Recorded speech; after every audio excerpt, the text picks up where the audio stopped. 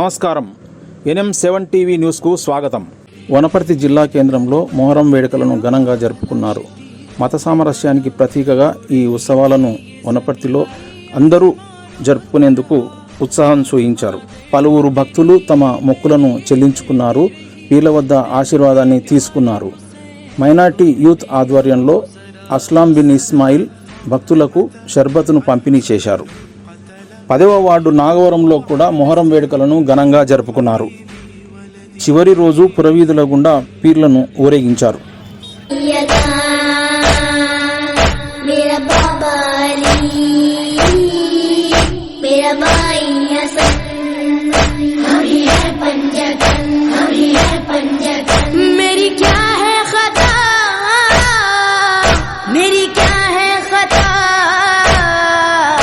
मेरी